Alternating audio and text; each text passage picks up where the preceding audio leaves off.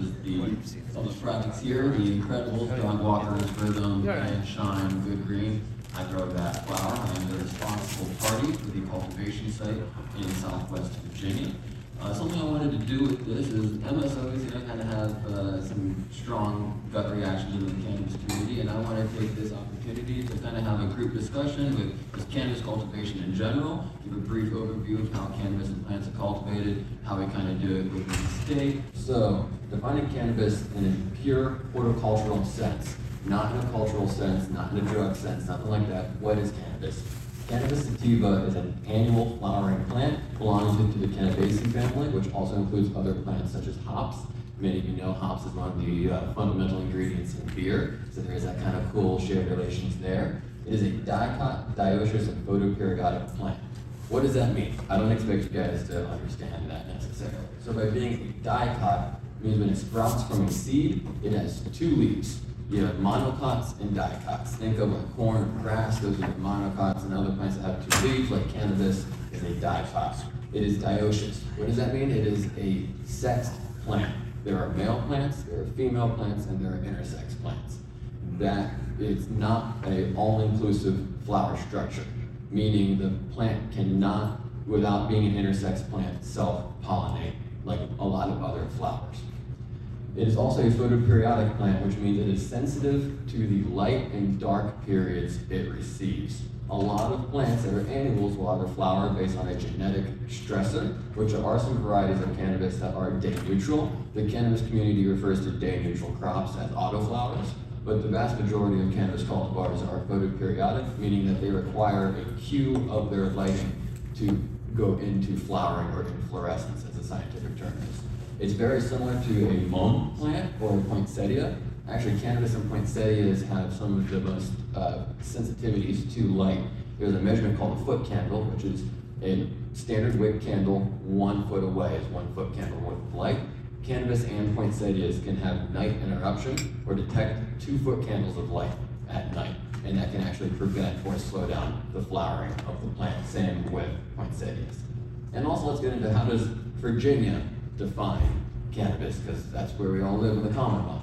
So Virginia defines marijuana as any part of the genus cannabis. So that means any plant, whether it's a CBD, hemp, weed, whatever, it's all marijuana, all belonging to the genus cannabis. Whether growing or not, it seeds its resin in every compound manufacture of salt, derivatives, mixture, or preparations of such plant. It seeds its resin or any extract containing one or more cannabinoids. So as you can see, it's a very broad definition that pretty much includes any part you can of the genus cannabis. Now continuing, how is cannabis classified? A lot of people debate this, incredibly debated. There has not been a lot of scientific backing or studies to actually create a formal classification system. Some of the most prevalent ones are that the cannabis species is all under cannabis sativa, which includes all the cultivars that are all just cannabis sativa. Other people break it down into 3 subspecies, which would be sativa, indica, and ruderalis, which are your day neutral varieties. Other individuals do try to have it be narrow leaf drug cultivars, wide leaf drug cultivars. However, those are not as popular as the aforementioned classification systems. And then so within these species or these subspecies, there are cultivars such as OG Kush, Sour Diesel, White Widow, so on and so forth. And then amongst cultivars, there are chemovars, which refer to most oftentimes the exact chemical composition of the plant, typically your cannabinoids and your terpenes currently. That in its own can also be a problematic definition, because the more we learn about cannabis, the more we learn that there is significantly more ingredients in the flower than just cannabinoids and terpenes that contribute to the effect and the aroma and the flavor, such as you have esters, flavonoids, you have a lot of sulfur compounds, a whole lot of other things that can contribute to a chemovar profile that we are not currently testing for. So a lot of these definitions, as research is done and states legalized, will be better defined and more unified amongst the community. What are some common misconceptions with cannabis classifications? So you hear a lot of people talking about sativa and indica. That's very heavily ingrained in cannabis culture. People want sativas to be their the uppers that make them kind of happy, elated, good for depression. They're typically like longer flowering, taller plants. And then you have your indicas, which are your indicouch, normally fast flowering, short plants, wider leaves. However, that is not what those words mean. Correlation does not equal causation or does not equal definition. Typically, your sativas are taller plants. Typically, indicas are shorter plants, but sativa does not mean tall or long finisher. Indica does not mean short or fast finisher, it's just a correlation. How breeding has happened, so many plants are what they call polyhybridized, they're bred between the two, that no real distinctions like that exist anymore. You have indicas that grow or smoke like sativas, and you have sativas that grow or smoke like indicas.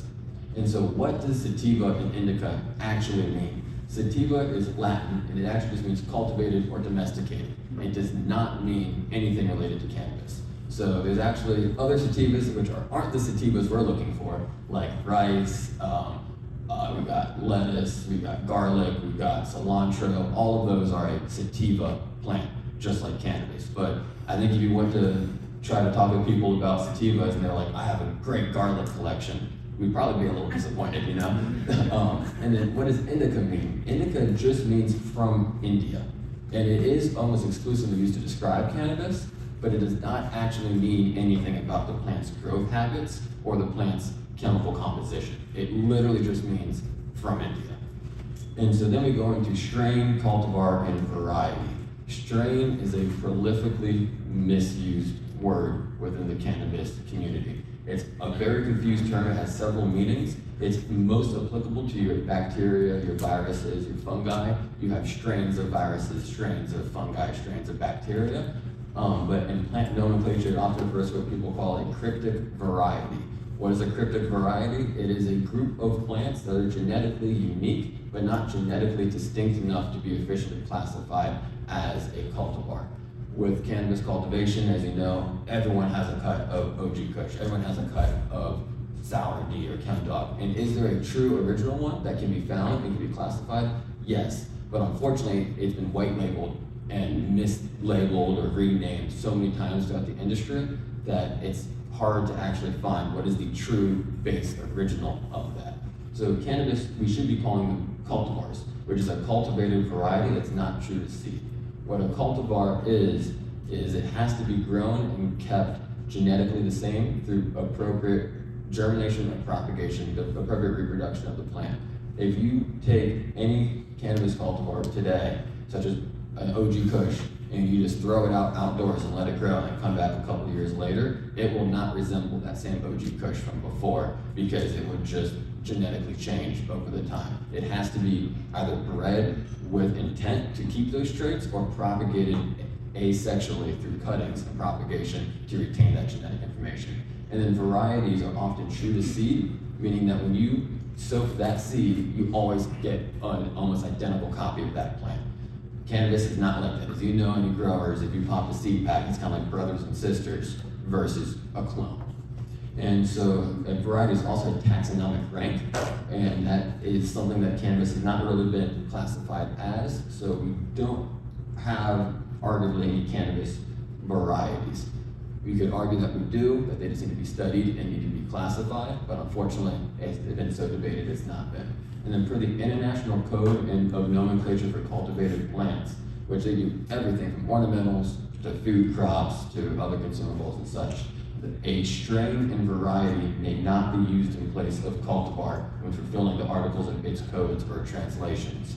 However, they do state that strain and variety are often misused or used in place of cultivar, and especially in official government regulations. Some other common misconceptions are phenotype versus genotype. People refer to phenotype as different seed. They hunt different seeds. It's a pheno hunt that they're doing. But what a phenotype is actually a plant's particular expression in response to its physical environment and stimuli. So a true pheno hunt would be you have the same exact plant that you're growing in different environments, trying to find how it likes to grow the best, whether that's in cold, warm environments, long flower, short flowering, different training and pruning techniques, different fertilization techniques, maybe irrigation techniques. That would be a true pheno hunt of a plant.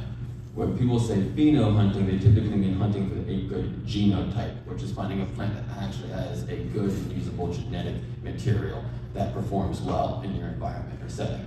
You also have chemotypes and chemovars. The most common definitions of these are that chemotypes are a broad categorization of cannabis into 3 types. You have type 1, high THC to low CBD, type 2, where you have CBD and THC in relatively equal proportions, and you have type 3, which is low THC and high CBD.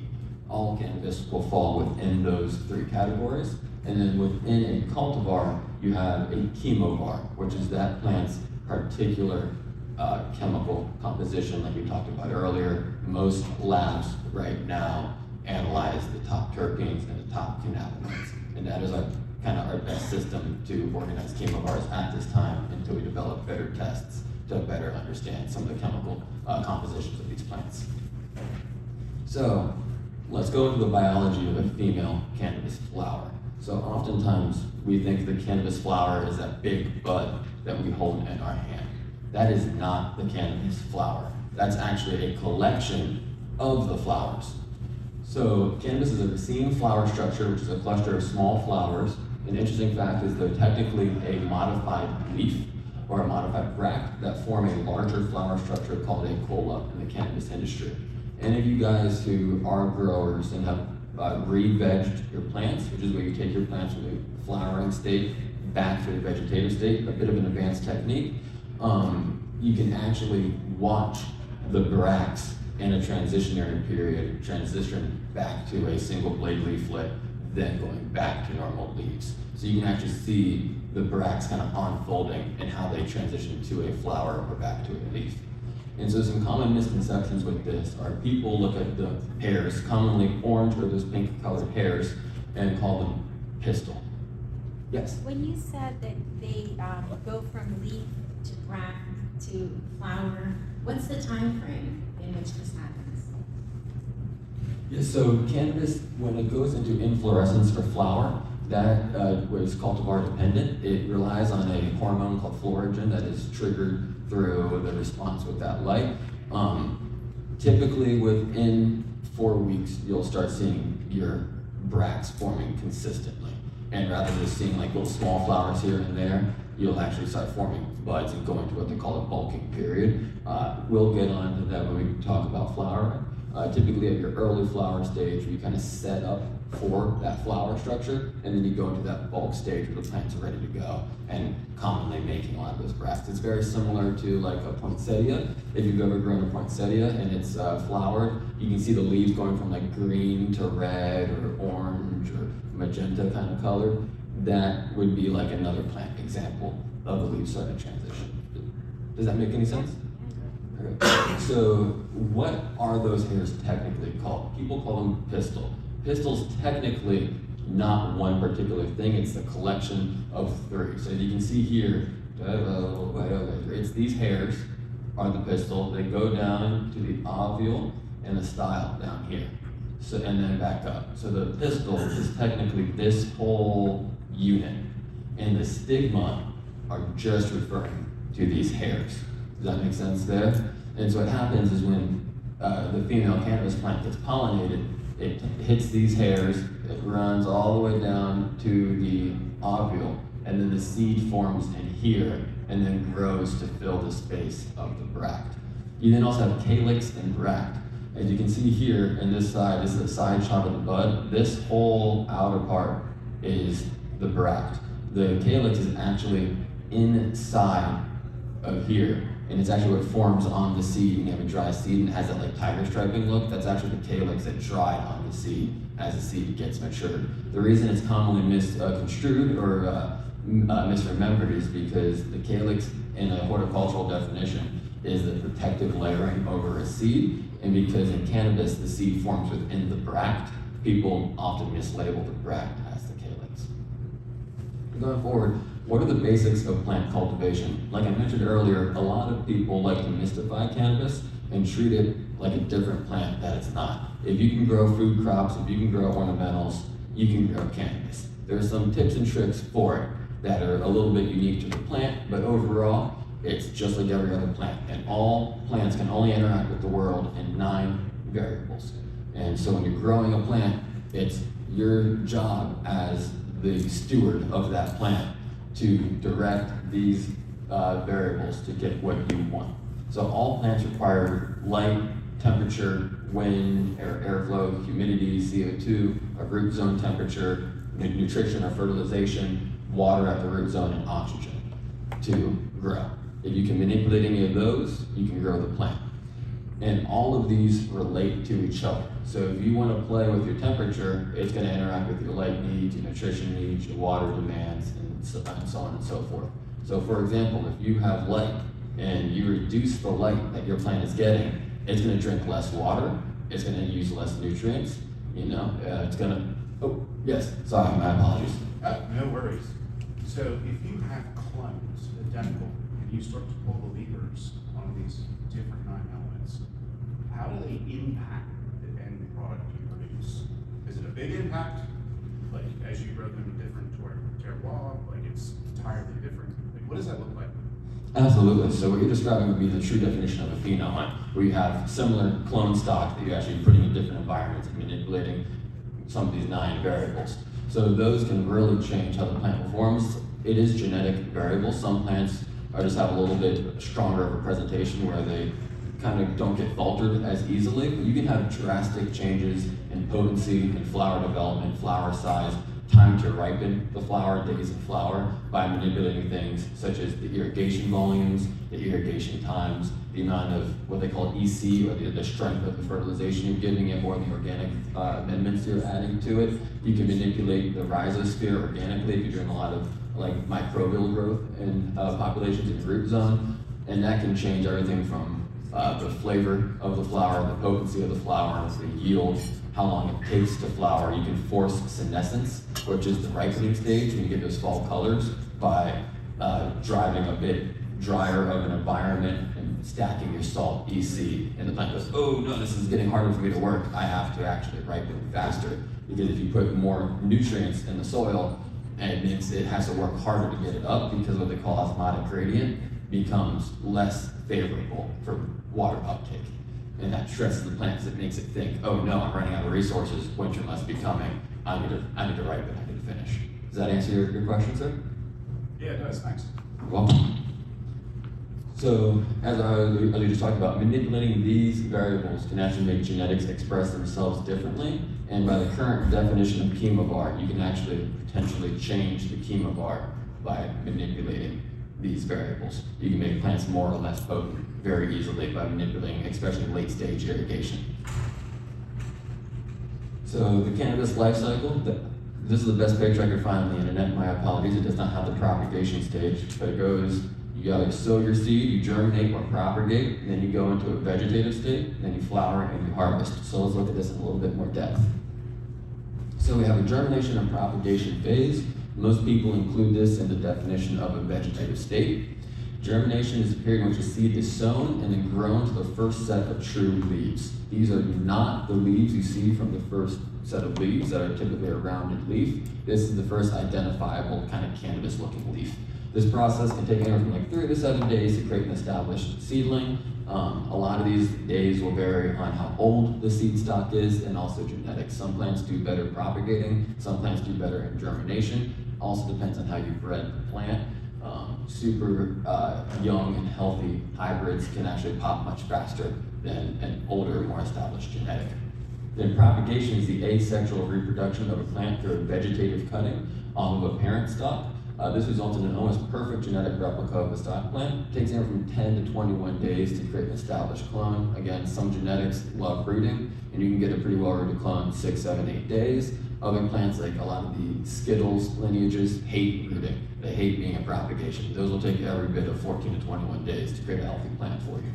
And so some recommended set points in these is, in order to keep the plant from trying to flower or stress it, you need to give it a long day. So it needs to have 18 to 24 hours of light, anywhere in the mid to upper 70s to low 80s, and mid 60s to lower 70s% RH is good. A key note is, though, if you're germinating seedlings are actually much more tolerant of high light and a little bit lower RH than propagations are.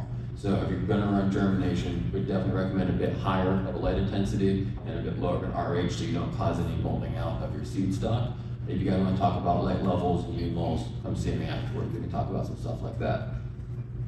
Going into the vegetative stage, this is the first of the two main growth stages for cannabis. The plant will focus on the growth of the leaves, stems, and roots. Basically anything green you see, that's what the plant is gonna focus on. It can be maintained indefinitely when under a long day photo period, so that's typically 18 hours or more of light in a day.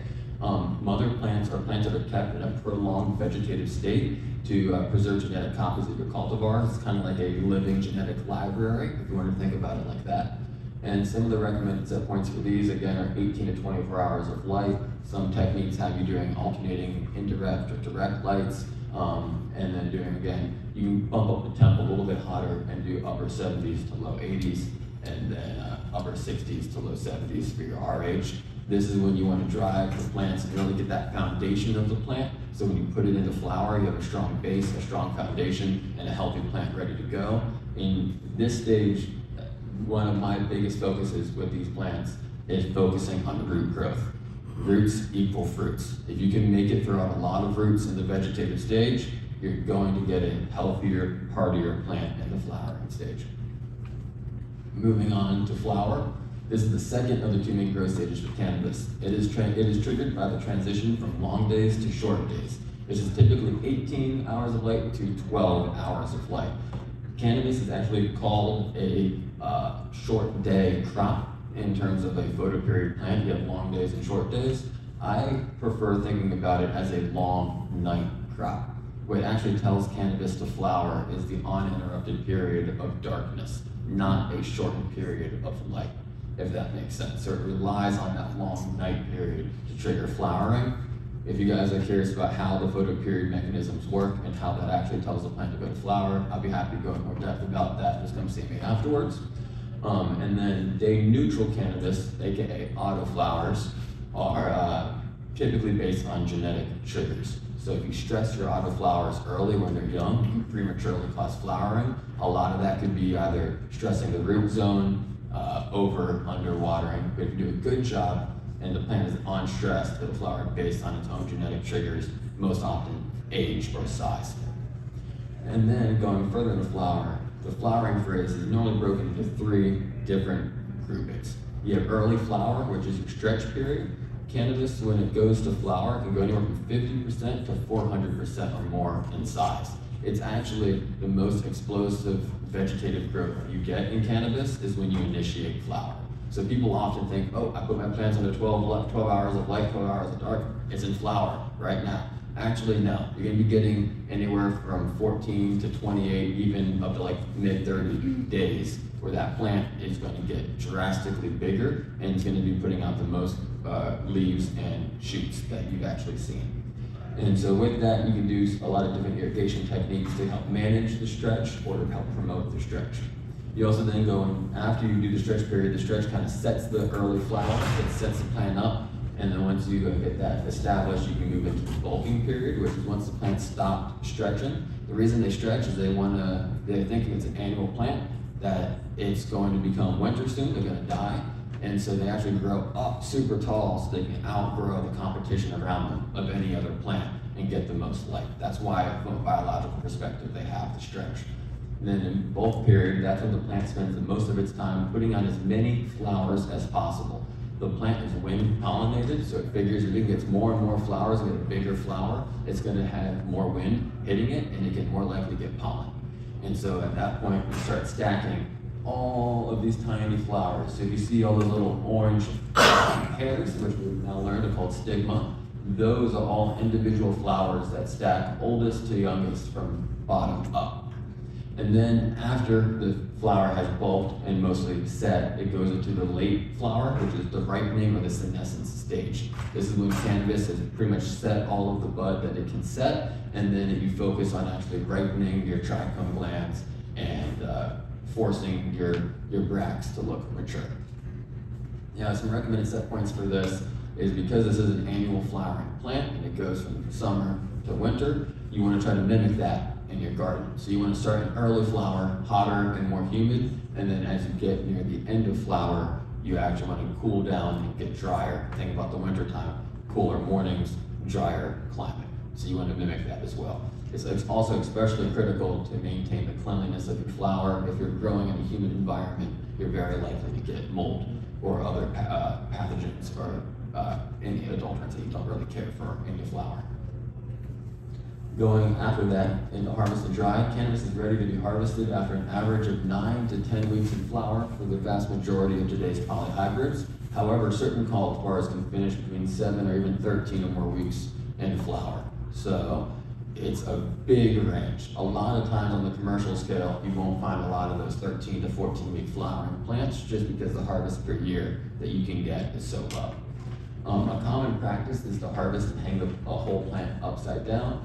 Typically low and slow is kind of the industry standard right now. There have been some ways to push for hotter temperatures, a little bit lower humidity to dry the plant out a little faster and then go into a low and slow approach, but that's some new practices that are updating.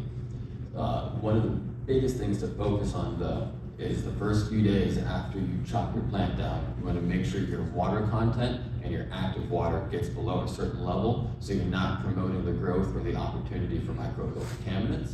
Active water is the amount of water that is not bound in the plant. It's the amount of water that is freely available for microbial growth, hence active water available for microbes. Then the moisture content is just the actual percentage of water on a dry weight basis. So if you have 1 gram of flour, that's 10% moisture content. It has 100 milligrams of moisture, if that makes sense. That makes it 10%. So when you're drying your flour, it's best to try to get a 0.55 active water content and roughly 12% moisture content for your finished flour. Anything a little bit wetter and you can risk having it burn a little harsh or not carrying a flame or a cherry well, and anything drier, you also go to that where it can be harsh and just not stay lit for you. Not to mention, if it's 8%, you just lost a lot of potential weight of that flour, so you're losing money and you're making a worse grade product for the consumer. Any dried flour, and this is some state-specific info, any dried flour that is higher than 0.65 active water content and above 15% moisture content is not passable within the state. And if the state tests that for a medical cannabis product, it will fail and not be allowed to be sold until it is remediated and proven to be below those set points and passed for microbial testing. So recommended set points of this, typically 60 to 65 range will be pretty good, and then 45 to 62. A lot of people say 60-60, let's do 60-60 from day one. But like I said, it's best to try to pull that moisture from that flour ASAP and actually start the dry lower to create a cleaner product, and then cruise into close to that 60-60 range to finish out the rest of the dry and the cure. So this is some Virginia specific information which is currently in place. There is discussions about either editing or removing this regulation, however it is still active. To ensure some consistent cultivation from pharmaceutical processor to pharmaceutical processor, there are these environmental guideline set points that pharmaceutical processors must adhere to. If any of those growth stages exceed these, you are not compliant within the state. So this is looking to potentially change, but it's still active. Going into some basics of plant nutrition. So nitrogen, phosphorus, and potassium are your 3 main nutrients that if you're a beginner grower or someone who hasn't grown before will face immediately. These numbers are numbers that are typically on the front of a package, and they're showcased with these 3 numbers right here. And so normally when you're in your vegetative state, you want something that has a higher nitrogen or nitrate count. That helps the plant set. Pretty much green growth is nitrate and magnesium. And then when you want to push flowers or blooms or fruits, you want to start supplementing a little bit more potassium and phosphorus. Oftentimes the phosphorus helps you finish and get the bulk, while the potassium helps you set the flower.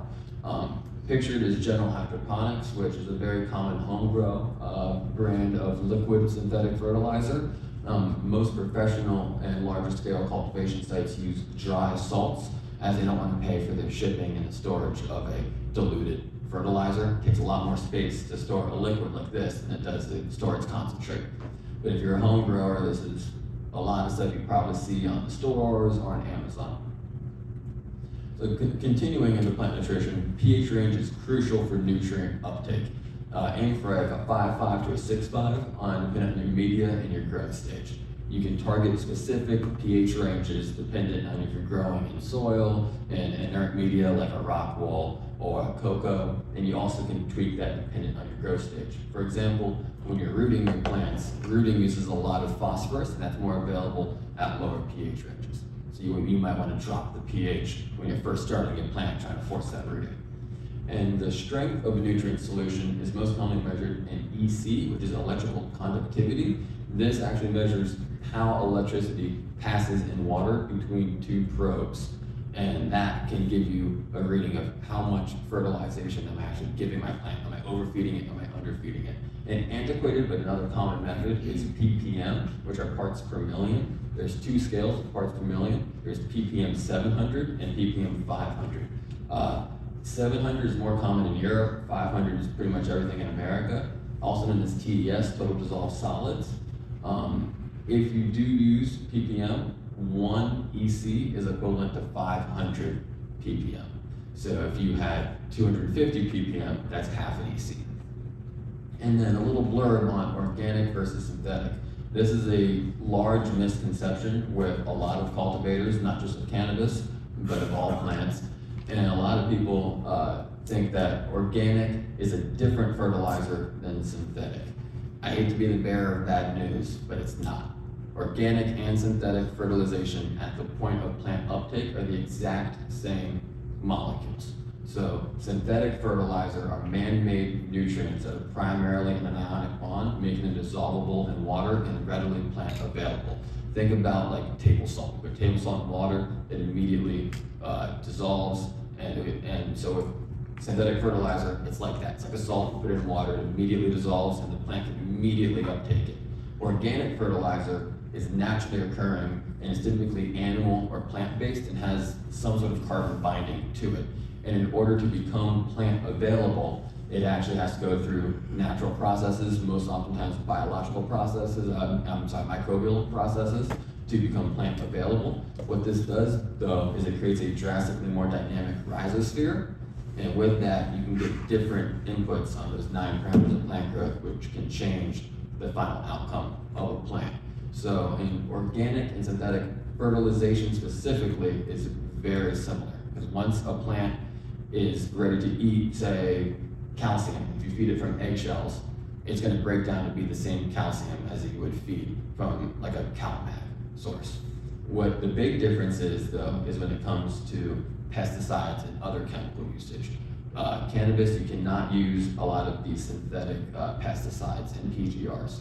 Those are very toxic, especially herbicides if you're going to be an outdoor grower. And a lot of times people will confuse organic pesticide usage, which is significantly better than synthetic pesticide usage, with organic and synthetic cultivation. Continuing on, I skipped something, no, I did not. So continuing on for plant growth, I'm not gonna read all these to you, don't wanna make you guys fall asleep. There is some debate amongst professionals for how many nutrients are truly essential. Most common numbers of 16 or 17 nutrients are essential for plant growth, that the plant cannot grow and form properly without it. Most of your macronutrients, carbon, hydrogen, oxygen, those are received either from the air or the roots. The roots actually respirate, they breathe, they take in oxygen. A lot of times when people say they overwater cannabis, you're not most times giving too much water to cannabis. What you're doing is you're cutting off oxygen at the root zone. So the plant actually can't uptake oxygen and can't respirate properly in the root zone because you filled all the air pockets with water and the dissolved oxygen in the water has ran out. And so if cannabis didn't like water, you couldn't grow in what they call recirculating deep water culture, which is an aerated water. Most of the time, the nutrients that are kind of debated about being essential are going to be a lot of your micronutrients down here. A very common additive for cannabis that people like to run is silica, which is not technically considered an essential plant nutrient, but bolsters all plant functions. It improves drought tolerance, it improves plant defense, it improves heat resistance. So is it necessary to grow a plant and make it live? And go through the whole life cycle? No, but it boosts every plant function. So by my definition, I would say that's pretty damn essential. Other people say, well, it's not needed, the plant can grow without it. So that's where you get some of these debates of what's the definition of essential. Something I wanted to talk on too was how are nutrients uptaken? They're uptaken in two ways, actively or passively. If a plant has active nutrient uptake, it requires the plant to utilize energy, typically ATP, to uptake that fertilization. Then you have other nutrients that are passive. Those are taken just as the plant respirates and takes up the liquid feed from the root zone and then transpire out. So an example of this would be calcium. A lot of people will misdiagnose calcium deficiencies, and that's not because you don't have enough calcium in your media, it's because the plant wasn't drinking. So if you had low light or cloudy weather, your plant is not breathing, it's not sweating out, it's not having to work. And so you can actually see a calcium deficiency just because your environment wasn't set up correctly to allow the plant to easily uptake passively. Does that make any sense? Sweet. Going on to IPM, which is integrated pest management. It's the implementation of practices to prevent, reduce, or eliminate the risk of pest pressures in a crop. Now, what is a pest? A pest can include insects, fungi, bacteria, viruses, omocytes, weeds. Anything that is undesirable or can negatively affect plant growth can be considered a pest. So some common examples of insects, you have your thrips, your aphids, your mites. Fungi, you have aspergillus, botrytis, fusarium. Bacteria, you have a lot of your bacteria, leaf spots like Pseudomonas, Xanthomonas, some of the things we test for on the COA, which are E. coli and Salmonella. You have viruses like hop latent viroid, which is rampant in the industry, tobacco mosaic virus, lettuce sclerosis, and you have omocytes, which were previously categorized as fungi. Those are your Pythium, your Phytophthora. A lot of times your root infections will be omocytes. So as you can see here with IPM, it's critical to prevent. Everything is based off prevention. So that could be not allowing cross-contamination between spaces. As a plant gets older, it's more likely to get sick. It's just the law of averages. The more days something lives, the more chances it has of getting sick, getting a pest.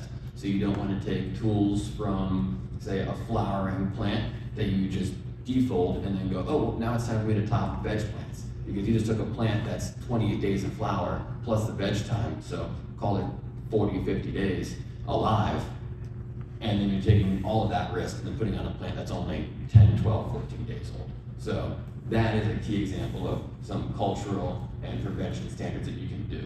With IPM, using any pesticide or any chemical should be an absolute last resort. Yes, sir. So for your typical home grower versus a scaled grower, how do these risks, do they present differently? Are there different things you worry about whether you're a home grower versus a commercial grower? That's a good question. Anytime you have a significantly higher plant count, it definitely makes it harder to control, just because, again, with the law of averages, you have more plants, more chance of getting infected. So it's essential and critical to scout daily. It's actually my next, it's 2 slides later. Skip ahead on me, my bad. No worries. But when you have a large scale, prevention is key. When you're growing home grow, you can be a bit better with the reactive side. Still not something I'd recommend, but when you have 4 plants or less, if you need to be reactive, like, oh crap, I missed thrips, I need to treat them. You can react a little easier to 4 plants versus when you have 1,000 plants in a room. So when you have 1,000 plants in a room, you want to do everything you can to make that plant not get infected, to prevent everything, whether that's using certain pesticides that bolster plant defense, which is very common in the cannabis industry. The plants have their own immune system, so there's actual pesticides that you can put on the plant that stress the plant and make you think, oh crap, I'm under attack, and it bolsters its own immune system. So when it actually is under attack, it can defend itself from pests, and you don't have to use the traditional pesticide to kill your thrips, your aphids, whatever. Does that kind of answer your question? I can get more into it later too. Yeah. If you end up losing 4 plants, that's a sad day to replant. Or you have 1,000 to 5,000 plant massacre, and that's a lot of grinding. Exactly, yep. So I'd say home grow, you can be a bit more reactive versus large scale. It's all about being proactive. So going into chemical usage on cannabis in Virginia, this is for consumable hemp. Not gonna read through all this is the exact law. What this basically guides you through is legal usage of pesticides. If you have a pesticide and you use it off-label, that is a law, a crime.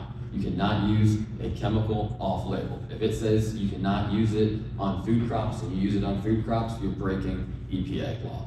So this is kind of walks you through that. With cannabis, if you use anything on consumable hemp, it has to be adequately unspecified, versus for use on edible or food crops or vegetables, ornamentals, herbs, flowering plants.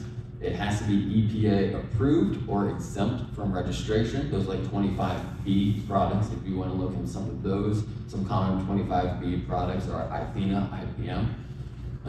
And then it also has to be approved by VDAX, and the language cannot be sufficiently broad, but it cannot be, has to be sufficiently broad enough.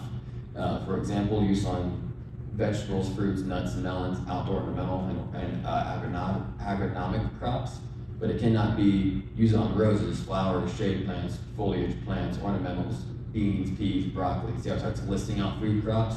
That is not sufficiently broad, if that makes any sense. So, how to safely prevent and treat pests? As I started talking about before, an ounce of prevention is worth a pound of cure. If you can prevent it from ever happening, you will have a much easier time than trying to cure it. So scouting, identifying, and troubleshooting plant health daily is required to most effectively treat and prevent pest problems. Having an eye of looking, well, this isn't a problem today, but this is gonna be a problem in 3 weeks. That's kind of what you have to look at. Like, oh, my plant's gonna get too tall, airflow is gonna get bad, mold could be a problem. Mitigating the height before the height becomes a problem. That is where you get the most effective control and treatment of pests. Most cannabis facilities focus on using bio-based solutions. So these solutions typically range from using biochemical pesticides, fungicides, beneficial insects, bacteria, and more. So a lot of companies will use plant oils like geranium oil, peppermint oil, rosemary oil. A big one I wanted to talk about that's highly contentious and a very common product because it's effective on food crop, but it's unfortunately not great for cannabis, is neem oil. A lot of home growers use it, it's widely available. It is starting to be linked to cannabis hyperemesis syndrome when used incorrectly. You can use it, but you have to make sure that you only use it in the vegetative state.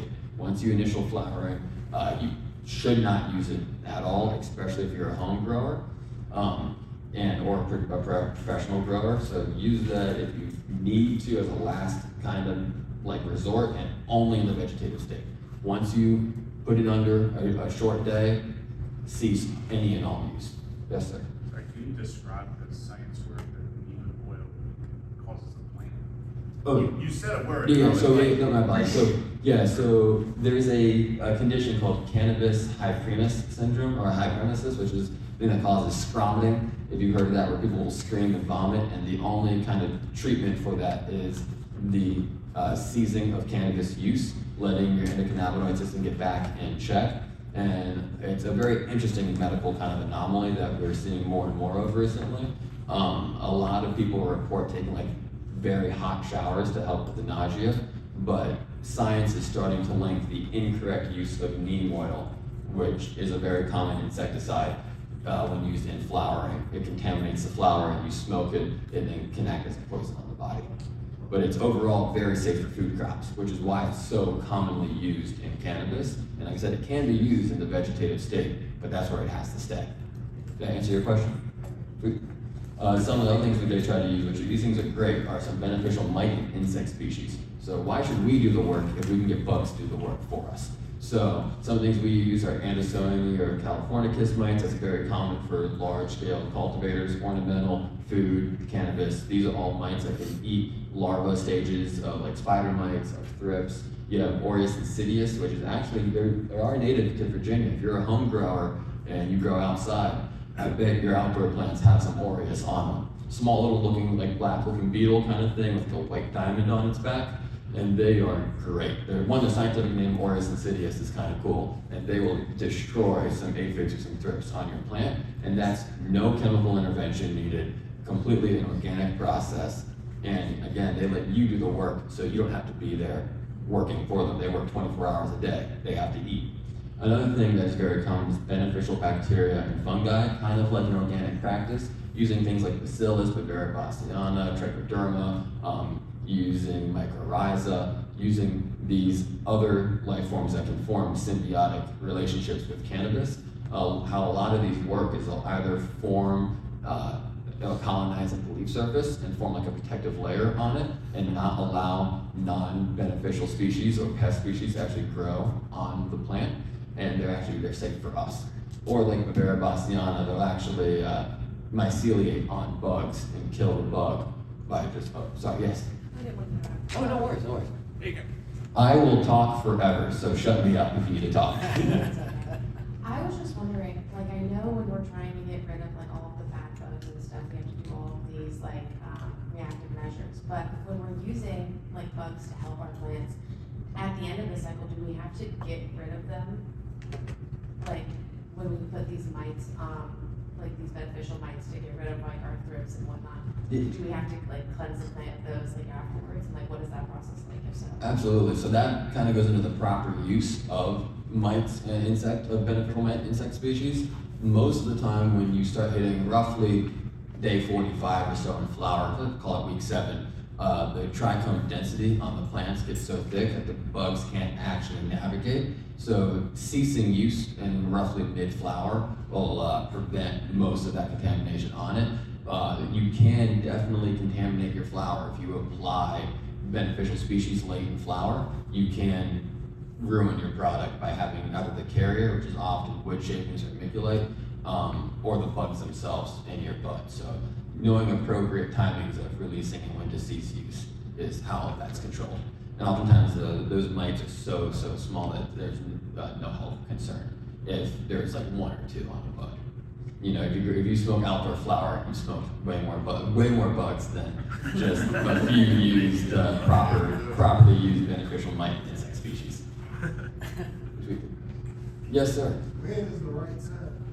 The right time for So, not beneficial insects. Yeah, absolutely. So the right time is before there is a problem.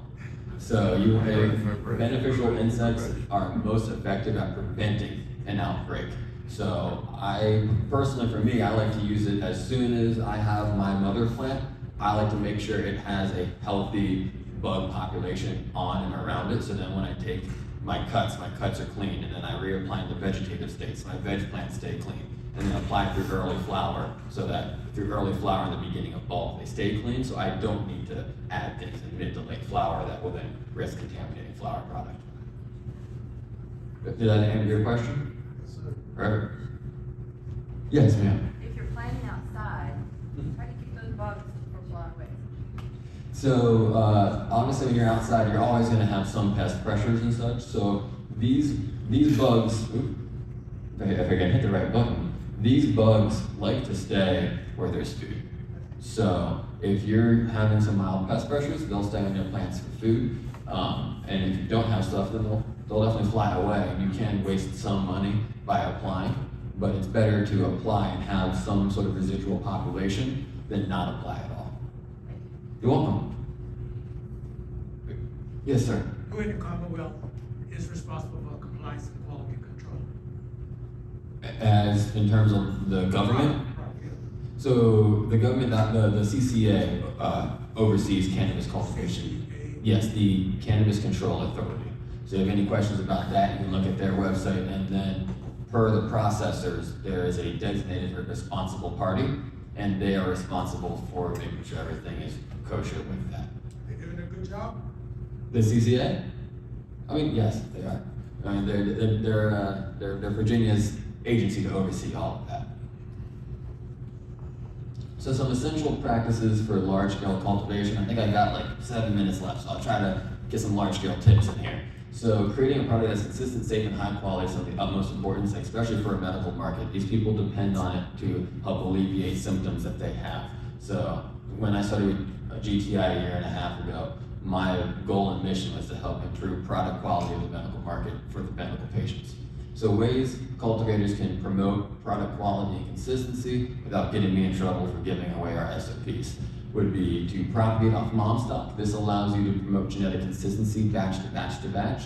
If someone finds relief in, say, one of our cultivars, Brownie Scout, they want to make sure that they can get a similar product that is not different every single time. Just like if someone loves a bag of Doritos, you want to be able to get the same flavor of Doritos every time you get it. So by propagating off mom stock, you promote that genetic consistency.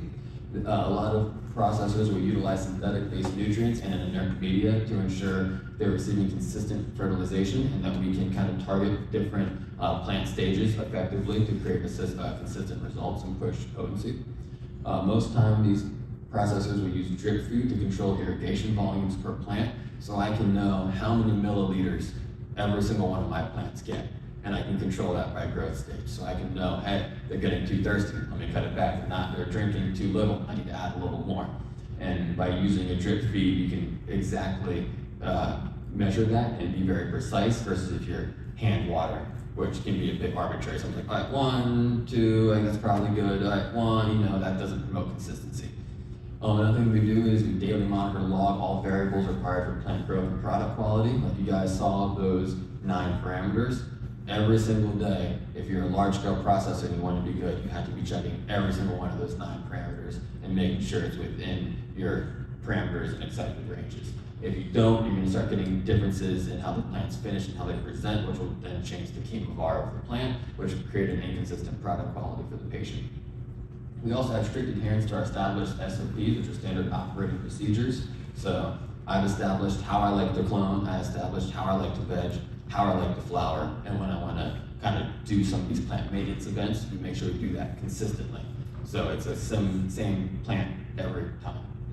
Another thing they do is like a lot of captive clothing. The outside spaces are dirty. Same with your home grow. If you guys are home growers, it's not advisable to wear your clothes you've been wearing all day and say, oh, I just got home after work, let me go check on my plants, because you could have walked in from your front yard, gotten mites all over you, mold spores, you could have gotten anything, and then let me go check my garden. Now you just brought a potential pest from the outside into your space. So in a large scale too, they don't want my jacket rubbing up all up against buds and such. We use everything's captive clothing inside and out to make sure that it's laundered inside, all clean. To mitigate any and all cross-contamination, like I talked about, from older to younger stock, the older the plant gets, the more likely it is to get some sort of infestation. And so by going from youngest to oldest, you can really mitigate a lot of that risk through cross-contamination. And another thing that the pharmaceutical processors do that is a state-regulated code is we have to test every batch to analyze for any contaminants and changes in active ingredients. So going into that, that brings us into a COA. This is a very daunting kind of document if you haven't seen these before. There's a lot of data on it. So for every harvest, each chemovar gets a full panel analysis done to verify product safety and quality. It must pass the state-approved lab microbiological, mycotoxins, heavy metals, pesticide chemical residue, water activity, and moisture content. This is not something that is mandated for D8, D10, the THCA flower trend, and other unregulated or illicit products. So every single one of my batches gets, where you see here, is a brief summary of the pesticides, mycotoxins, heavy metals, microbial, and water. If it passes or fails any of these, you can see the names of what you're testing. So this is some Brownie Scout, that's flower cured. And then you can see here is the cannabinoid potency. So pre-decarb was 32.4% THCA, 0.19 delta-9 THC, 3% CBG, 0.3% CBC, for a total THC after decarb of 28.65%. Decarb cannabis is not intoxicating in a natural state. It needs to be heated. It needs that technology in order to be medicinally effective. And so when you heat cannabis, it's called decarboxylation, and you actually burn off the acidic carbonic acid bond, and you lose about 12% of that molecular weight, which is why you go from a reading here of 32.5% to 28.5%. Then you go to moisture and water activity. The moisture is 11.2, which is 11.2% moisture per gram of dried flower, and the water activity is 0.53. Scientifically speaking, if it's below 0.7, it will not grow microbial contaminants, and the state mandates below 0.65. So this is at 0.53, which is not too low to cause an undesirable finished product, and was below the state mandated mandated parameters for product safety. The second page you'll see on a COA will then go into your terpene analysis. These are all the terpenes that they test for, which is currently 17. These are the percentages of each, and then you get a total terpene percentage down here of 3.78. Yes, ma'am. I'm sorry to interrupt. I just No worries. like some, there's been COAs that are not, okay. There's been like COAs that are not like official, right? Like, some products have COAs on them that are not real. Correct. So like, how do you determine which ones are authentic and which ones are not? So in the state of Virginia, there's only one approved lab. That lab is Green Analytics. So if it's not coming from Green Analytics in Virginia, it's not a state-approved laboratory, which means their testing measures and calibration protocols and SOPs are not approved with the state. So they could either just be completely wrong, or they could be testing in ways that might omit some crucial factors that could be a fail on an approved COA. Thank you. You're welcome. So continuing into this, you can see here, this is your pesticide testing. A lot of these, you see we have microbutanil, which is the active ingredient in Eagle 20. Perfect, can I finish up the COA real quick? Sweet, thank you.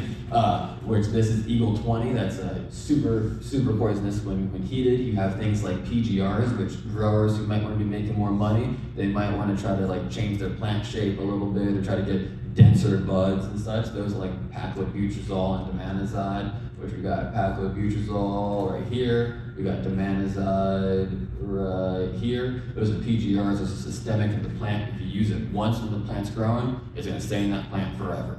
And PGRs love to translocate to flowering sites. So if you use PGRs once, your plant's pretty much messed up for the whole time. There's a few PGRs you can use, like indole butyric acid, IBA, which is a rooting hormone, but the vast majority of them are not allowed. I have one more page and I'll be done here. And then lastly, what this finishes up with is a heavy metals and a mycotoxin. Mycotoxins are going to be your fungal pathogens. When they are burned or heated, they create mycotoxins. And then you have your heavy metals. The reason a lot of organic large-scale processors do not exist is because mitigating heavy metal contamination is hard when you go organic. It's 100% plausible to do, it's just not as easily controllable as an inert media. And then lastly, you'll see your microbiological impurity. So you can see the actual in this 100,000, and we had 48, and then everything else was non-detectable. So that's well below any microbial thresholds for failing a test. And that is, I had a little blurb on home cultivation, but we ran out of time, guys. So thank you so much. I'll stick